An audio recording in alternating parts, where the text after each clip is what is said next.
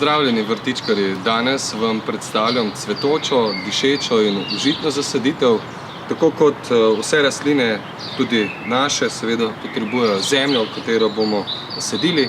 V našem primeru smo izbrali zemljo, ki dobro zadržuje vlago. To pa je posebej pomembno v tistem poletnem času, ko rastline potrebujejo največ vode.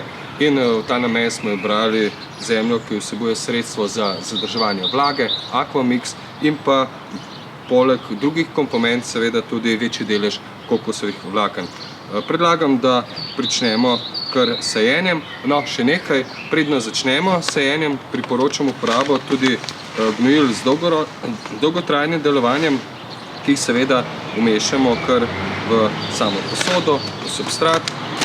Tako bodo rastline bujno rasle in cvetele in seveda v kombinaciji s tekočimi gnojili bomo dosegli najboljše rezultate.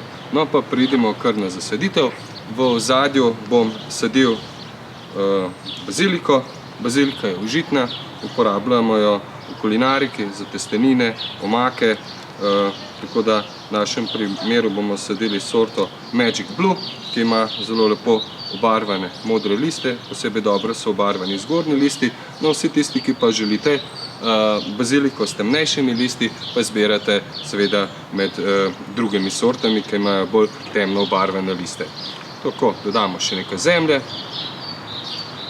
No, kot druga rastlina, ki bo delala družbo baziliki, sadimo jabolčno pelargonijo. Jabolčna pelargonija ima predvsem dišečo vlogo, tako da to je tista druga rastlina in seveda s svojim vonjem po jabolkih bogati prostor tudi z vonjem, kajti ljudje nimamo samo čutil, se pravi oči, imamo tudi vonj in ta že zdaj prav lepo diši po jabolkih. Zrasla bo približno 30 cm, krasijo pa tudi drobni beli cvetovi, ampak ta rastlina je seveda najbolj primerna za vzpodbujanje drugih čutil, kot smo rekli, vonja.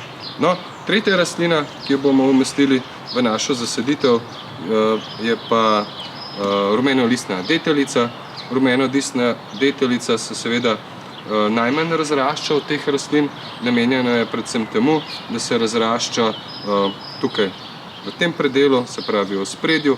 Povesila se bo nekoliko tudi čez rob posode, no, ker pa je posoda nekoliko večja in želimo takojšnji učinek, bomo posadili kar dve rastlini. Drugače pa rumenolistna deteljica nekoliko šibkeje raste od rdečelistne. Vsi tisti, ki jo boste posadili na bolj sončno lego, bodo listi nekoliko temnejše obarvani. Tam, kjer bo pa nekoliko bolj senčni legi, pa bo bolj v rumeno-zeleni osnovi. Naj povem še to, da je recimo, ko smo prej govorili o jabolčni pelargoniji, to je rastlina, ki dobro prenaša sušo in je primerna tudi za sončne lege. Tako naša zasaditev je narejena. Bazilika in jabolčna pelargonija boste skrbele predvsem za vonj. Rumenolistna deteljica pa bo poskrbela še za to, da bomo uživali kot tudi njene rumene cvetove, ki so prav tako užitni kot bazilika.